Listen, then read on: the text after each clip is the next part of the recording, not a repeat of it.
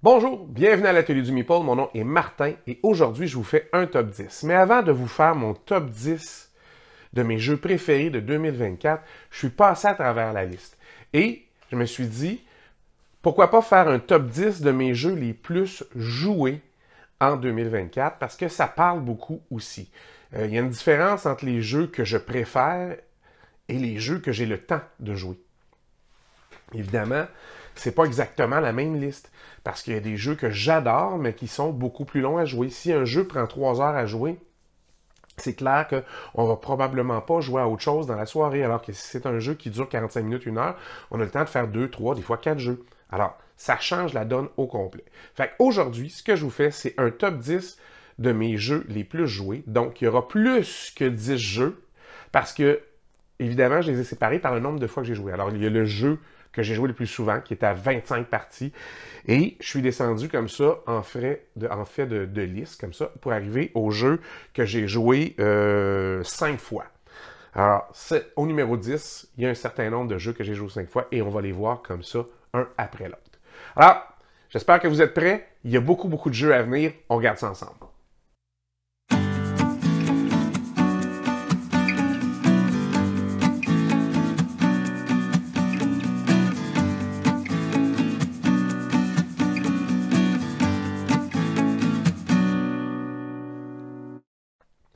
En numéro 10, les jeux que j'ai joués 5 fois dans ma liste. Alors, il y en a beaucoup. Il y a Ark Nova. Ark Nova, qui est un jeu que ça fait quelques années auquel on joue, mais il y a des extensions qui se sont ajoutées. C'est encore un peu plus varié, tout ça.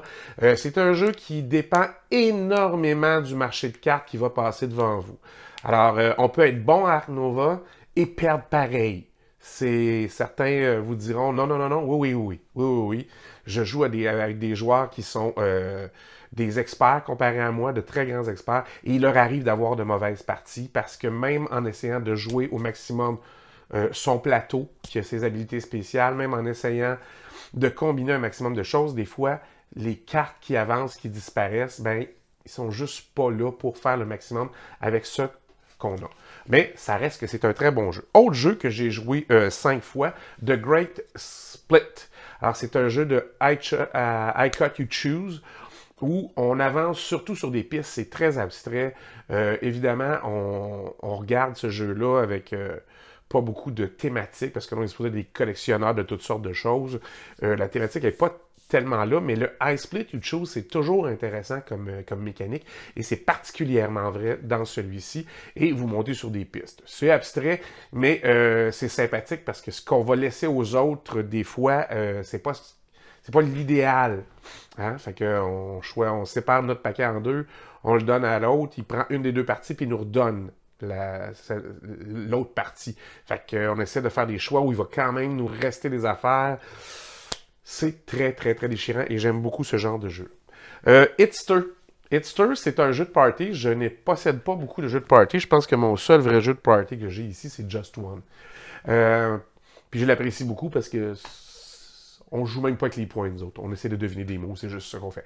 Avec Hitster, c'est un jeu pas facile. Il faut non seulement connaître des chansons, mais il faut être capable de dire c'est quoi le titre, qui l'a fait. Et il faut surtout être capable de le mettre en ordre chronologique par rapport aux autres chansons qu'on a déjà devant nous. Et, surprenamment, à ce jeu-là, je suis imbattu.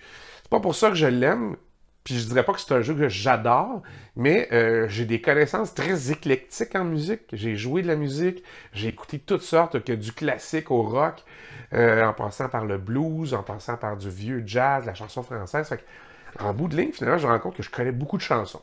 Fait que c'est pas un jeu désagréable, c'est même un jeu très drôle, mais jouer contre moi, c'est moins le fun, ça a l'air. Ragusa. Ragusa aussi, j'ai joué 5 fois. Ragusa, c'est un drôle de jeu de Fabio Lupini, est-ce que je suis pas sûr?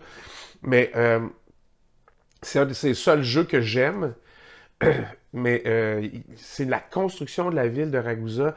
Mais on est toujours en train de profiter de ce que les personnes ont fait juste avant nous pour augmenter nos points tout le temps. C'est brillamment fait. Ça se joue dans un temps déterminé. C'est pas très long. Et vous avez une partie qui, à chaque fois, est assez extraordinaire. On n'arrive pas à savoir exactement combien de points on va faire ou pas, parce qu'il y a un petit marché de cartes qui nous indique aussi. C'est vraiment, vraiment, vraiment très intéressant. C'est pas un jeu qui est neuf. Et un nouveau de cette année que j'ai joué 5 fois aussi, c'est River of Gold. River of Gold, je n'attendais pas ça. C'est Martin Lafrenière de la chaîne La Zone du jeu de société qui en avait parlé. Je me suis dit, oh mon Dieu, ça a l'air intéressant ça. Et j'en ai trouvé une copie, je l'ai joué, et c'est un jeu extrêmement... c'est un jeu agréable parce que c'est un jeu qu'on peut montrer à peu près n'importe qui. Même quelqu'un qui n'aurait pas des grandes connaissances dans les jeux de société peut apprendre à jouer à The River of Gold. C'est un petit peu plus complexe qu'un jeu d'entrée de gamme, mais vous savez, quelqu'un d'un peu débrouillard, il va apprendre rapidement. C'est très, très, très intéressant. C'est très bien fait. River of Gold. Alors, en position 9, ce sont les jeux que j'ai joués 6 fois. Alors, il y en a quand même beaucoup. Il y a parmi ça Barcelona, un de mes préférés. C'est mon jeu préféré de l'année dernière, qui est juste ici dans ma bibliothèque. Barcelona, c'est Danny Garcia.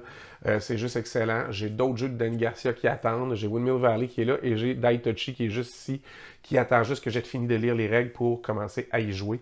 Alors, c'est un auteur que j'apprécie énormément. Et j'ai joué 5 parties, dont une avec la nouvelle extension, et c'était très intéressant. Evenfall, ça fait longtemps que je l'attendais parce qu'il a pris du temps à arriver ici au Québec. C'est un jeu où vous êtes un mage. La thématique est archi connue, là.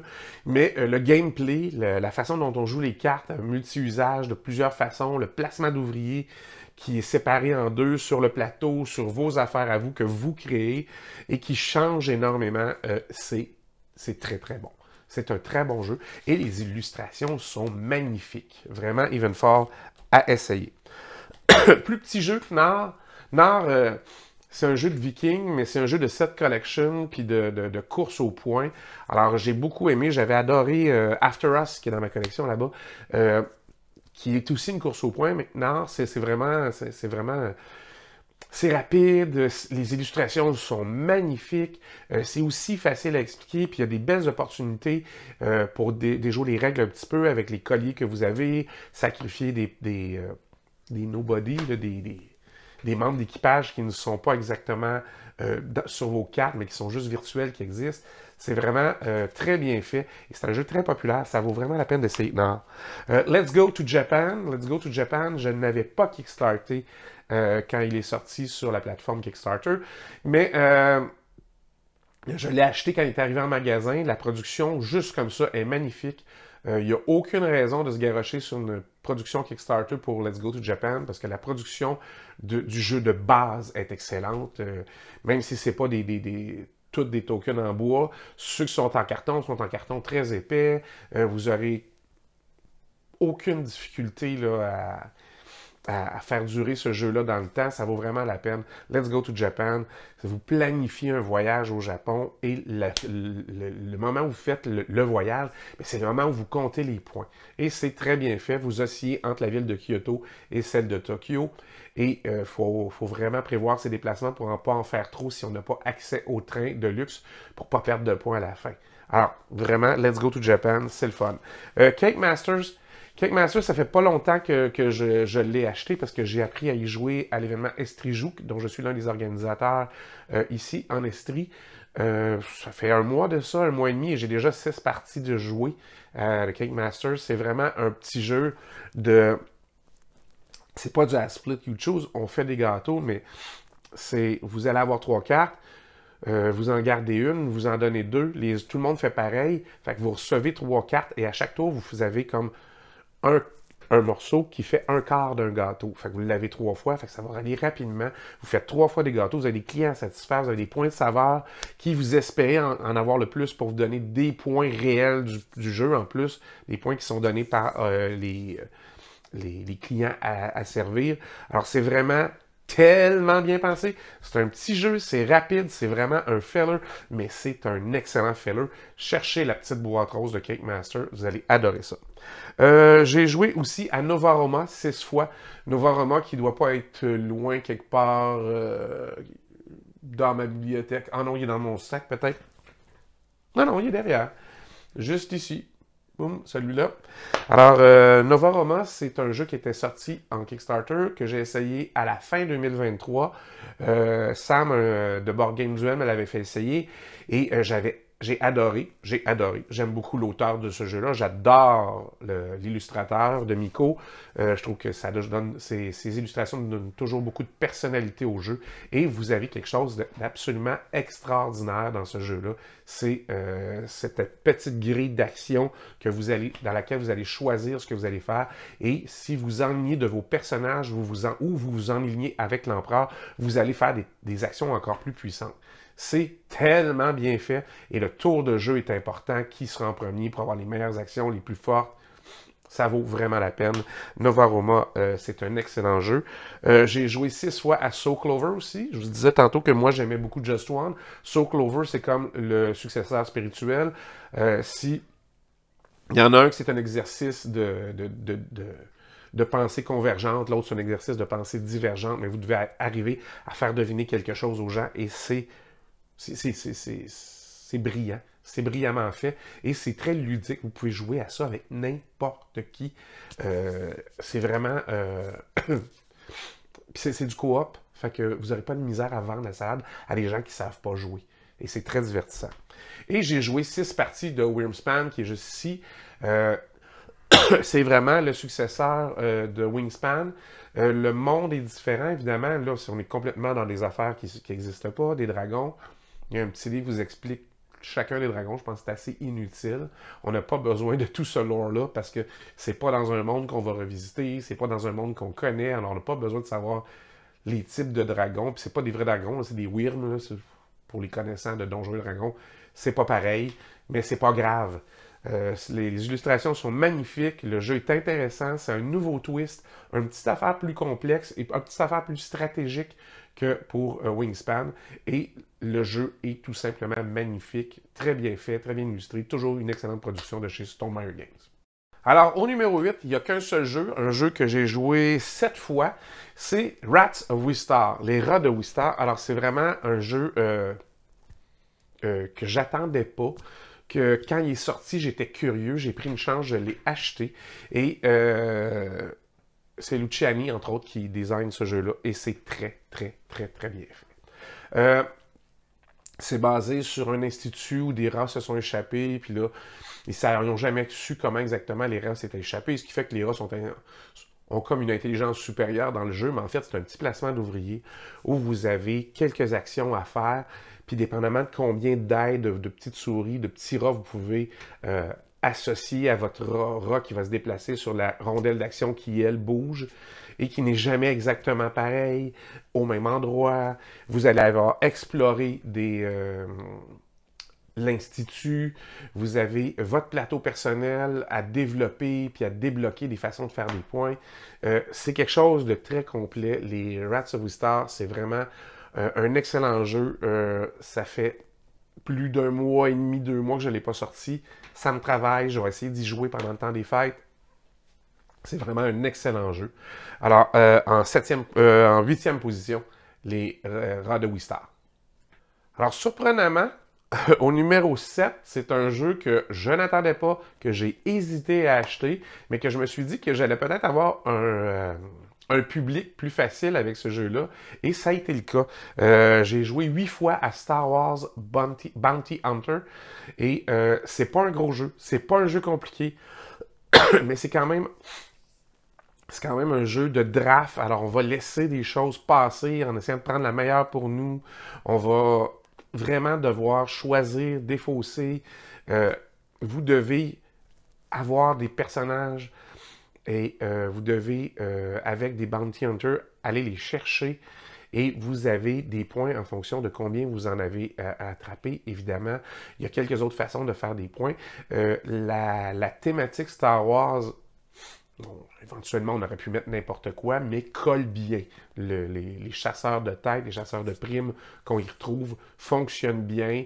Ça m'a permis de découvrir des personnages que je ne connaissais pas, qui sont dans la dernière série que je n'avais pas vu d'animation. Alors, une des dernières séries, en tout cas, si ce n'est pas la dernière, et j'ai bien aimé. J'ai bien aimé. C'est rapide, c'est facile, puis c'est assez joli. Puis quand on achetait la première version, ça venait qu'un petit tapis de néoprène qui, ma foi, est fort sympathique pour aller chercher les cartes, même si ce n'est pas nécessaire du tout pour le jeu. Alors, je vous le conseille, si vous ne l'avez pas, essayez, ça vaut la peine. C'est pas un grand jeu, mais c'est quand même un bon jeu. Et c'est un jeu qui, à cause de sa thématique, vous allez peut-être pouvoir sortir plus souvent, comme moi. Autre jeu, 6e position, j'ai joué 10 fois au jeu Pixies. Pixies, qui est une toute petite boîte de rien du tout, qui est un jeu assez simple où vous allez drafter des cartes, les mettre en jeu. C'est numéroté de 1 à 9, fait que vous avez une grille de 3 par 3 à remplir. Les points que vous allez faire sont en fonction des points de fin de partie de manche que vous donne certaines cartes, et aussi en fonction du fait que vous aurez doublé la carte. Alors, si vous mettez une carte 7 en dessous d'une 7, ou par-dessus une 7, là, je ne me souviens plus dans quel ordre il faut le faire exactement. Ça fait quelques semaines que je n'ai pas joué. Mais ça vous permet de faire les points quand elles sont doublées. Alors, s'il y a 2 cartes d'épée, vous faites les points de cette carte-là. Et ça fonctionne très bien. C'est rapide. Les illustrations ce ne sont pas des illustrations, ce sont des photos. Mais c'est comme du land art miniature. Alors, les petites pixies, les petites fées des forêts qu'on retrouve là-dedans sont faites avec de la mousse, des glands de chêne, des branches, et tout ça est pris en photo. Alors, on fait de la macro, finalement, pratiquement.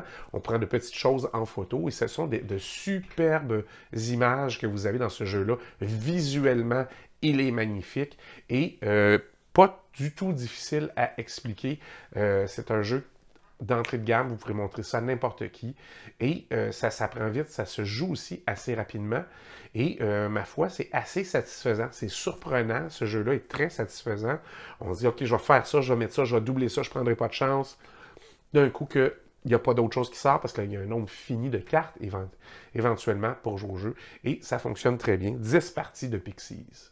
En 5e place, j'ai 4 jeux qui se partagent chacun 11 parties. Alors, j'ai joué 11 parties de Faraway. Faraway, c'est un autre petit jeu de cartes où vous allez évidemment drafter des cartes, les jouer, mais quand on va compter les points, on va toutes les revirer de bord et on va commencer par la dernière. Alors, il faut vraiment s'assurer que les cartes qu'on choisit, mais si on a une carte de points au début, bien vraiment, on va avoir collectionné tout ce qu'on avait besoin par après pour lui faire gagner des points.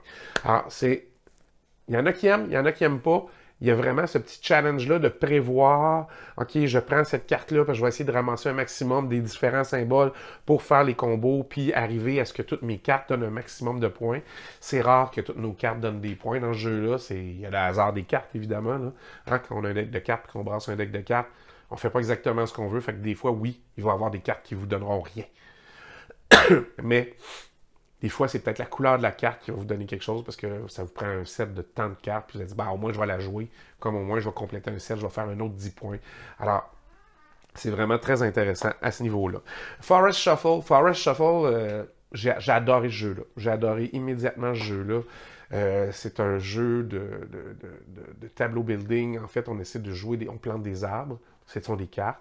Et il y a d'autres cartes qu'on peut jouer au-dessus, en dessous, à droite ou à gauche. Ce sont des animaux, ce sont des insectes, ce sont des fougères, toutes sortes d'affaires. Et on essaie de faire combattre ça, toute cette forêt-là qu'on plante, pour faire un maximum de points. Il y a déjà 2 extensions de sortie de ce petit jeu de cartes-là, et c'est du bonbon. C'est un bonheur fou que de jouer à Forest Shuffle, Forêt Mix, si je me souviens bien en français. J'ai joué aussi 11 parties des Châteaux de Bourgogne. Alors, le Château de Bourgogne, depuis qu'on a la grosse boîte, tout le monde a le goût de le réessayer et ça a renouvelé en fait l'expérience pour bien des gens. Moi, ce que j'aime puis que j'aimais pas, parce que j'avais la version anniversaire, là, la boîte Bourgogne, où les tuiles étaient encore plus petites que les tuiles d'origine et je trouvais ça trop petit à lire sur la table. C'était chiant. Alors que la nouvelle version, c'est sûr, c'est gros, c'est trop gros, probablement. C'est trop, mais c'est une belle présence sur table. Ça donne le goût aux gens de l'essayer s'ils l'ont jamais essayé. Et les Châteaux de Bourgogne, c'est toujours un bon jeu, que voulez-vous. C'est le chef-d'œuvre de Stefan Feld. C'est vraiment les Châteaux de Bourgogne. Et ça fonctionne toujours très bien après tant de temps. Et comme dernière chose que j'ai joué 11 fois, c'est Windmill Valley. Windmill Valley qui est juste ici. dans ma collection. C'est un jeu de Danny Garcia. C'est un auteur qui est très prolifique ces dernières années. Il y a des bonnes idées, des fois des jeux plus simples, plus complexes. Celui-là, ce qui est intéressant, c'est que vous pouvez changer le pacing, c'est-à-dire vous pouvez accélérer ou ralentir le déroulement du jeu en augmentant les digues puis l'eau pour faire tourner les moulins. Ça fonctionne rudement bien. Si vous avez des gens qui essaient de tout optimiser, ils vont vouloir que le tout tourne moins vite. Puis ils vont vraiment essayer de maximiser tout ce qu'ils font. Des fois, vous avez un électron libre qui décide, qui fait avancer la roue, puis il se dit, moi, je focus sur telle affaire, puis je vais essayer de gagner comme ça. Ça fonctionne malheureusement aussi, mais c'est vraiment un très bon jeu, Windmill Valley, je vous le conseille. C'est 2 engrenages, un de 5, un de 6 d'action que vous allez améliorer et qui ne seront jamais exactement en même temps par après, parce qu'il y a une roue de 6 et une roue de 5. C'est du génie, c'est bien fait. Puis le fait qu'on puisse changer les actions dessus, c'est très, très, très satisfaisant. Vous avez un plateau personnel à gérer, vous plantez des tulipes, déjà. C'est assez rare comme thème de jeu. Alors, vous faites plantation de tulipes, vous vendez des tulipes à l'étranger, vous allez en acheter, vous faites toutes sortes de choses qui ont rapport à l'économie des tulipes dans le monde, puis ça fonctionne très bien. Alors, Windmill Valley, un jeu que j'ai joué 11 fois, comme les autres, dans cette section-ci. En 4e position, deux jeux que j'ai joués 12 fois chacun. Le premier, c'est Château Combo. Château Combo, qui est un petit jeu où vous avez encore une fois une grille de 3 par 3 à créer. Et vous essayez de maximiser, le jeu le dit, il faut faire un maximum de combos. Alors, vous avez 2 rangées pour acheter les cartes, une rangée au village et une rangée au château. Et vous êtes votre petit messager qui se promène d'un à l'autre qui vous dit où aller acheter. Et quand vous achetez certaines cartes, ça va dire de faire voyager le voyageur, le messager, pardon, que moi j'ai appelé Michel le messager, qui se promène du village au château. Et ça va vous donner différentes opportunités d'acheter des cartes différentes. Et il y a moyen de jouer avec Michel pour le faire pousser d'une place à l'autre, pour aller changer tout ça, de renouveler le marché de cartes, tout ça. C'est vraiment un jeu de maximisation. Vous allez essayer en quelques minutes, parce que ça dure 25-30 minutes, gros maximum, de maximiser les points que vous pouvez faire. C'est pas le jeu le plus long, c'est pas le jeu le plus complexe, mais c'est toujours le fun, parce que même si c'est pas très complexe, de faire un maximum de combos en 30 minutes, c'est quand même toujours agréable. L'autre jeu que j'ai joué 12 fois, c'est le Château Blanc. Le Château Blanc, on vient juste de recevoir l'extension Matcha, que j'ai pas encore essayé. Mais le Château Blanc, c'est un jeu aussi de maximisation. Vous allez drafter des dés, vous allez faire certaines actions, vous avez un petit plateau personnel à gérer, plus la partie sur le board à gérer. C'est non seulement bien fait, mais c'est contraignant et contraignant de belle façon. C'est pas un jeu qui dure 3 heures, à moins que vous ayez des gens complètement épis autour de la table, mais c'est un jeu dont chaque minute va être crunch. C'est déchirant prendre des décisions de je fais ça ou je fais ça. Qu'est-ce qui sera vraiment le mieux? Ben, vous ne le savez pas tout de suite et c'est pas simple à gérer et pourtant, ça reste excellent. C'est vraiment un super bon jeu. Je vous le conseille. Si vous n'avez pas encore essayé le Château Blanc, il faut essayer le Château Blanc. Moi, j'ai joué 12 fois cette année déjà, puis j'ai juste hâte de rejouer à ce jeu-là. C'est vraiment un excellent jeu. Vous allez le trouver chez Devir.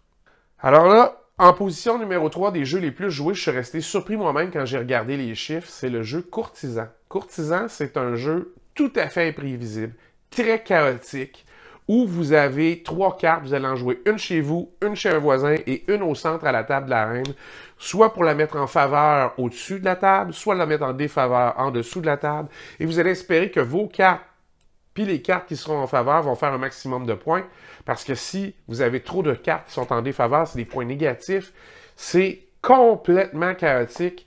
Il y a plein de gens qui n'ont pas aimé ça, mais ça dure pas une demi-heure, là. C'est un jeu que ça dure 20-25 minutes, gros max, et pour cette raison-là, parce que c'est rapide, c'est très drôle, c'est très le fun, c'est même très bon.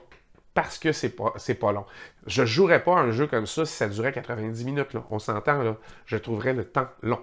Mais parce que c'est rapide, parce que c'est drôle, parce que ça nous fait rire, de jouer des cartes secrètement, parce que c'est des espions, de les jouer carrément ouvertes, ou dans le jeu de quelqu'un d'autre, parce qu'on voit que la famille est en défaveur, ça va juste faire des points négatifs.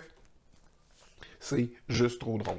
Et j'ai joué quand même 13 parties. Là. 13 parties, c'est beaucoup. Alors, 13 parties de courtisan, je m'y attendais pas, mais en troisième position, c'est ça. Alors, en deuxième position, c'est le jeu Harmonies. Harmonies, j'ai joué 20 fois cette année. Et honnêtement, c'est un jeu auquel je ne pensais pas tant jouer. La première fois que je l'ai essayé, c'est Marie qui me l'a montré. Elle l'a eu pour nos articles sur Geekbécois. C'est elle qui a écrit l'article et elle voulait le tester. J'ai dit, parfait, ça me fait plaisir. Et j'ai trouvé la production ordinaire. Je trouvais que les cartes étaient un peu minces. Je trouvais que les boards ondulaient beaucoup. Je trouvais que le sac était cheap parce que le sac, après 2 parties, déjà, il y a des signes de faiblesse dans le fond. Alors, c'est vraiment, ça me semblait être un enjeu majeur, la production du jeu.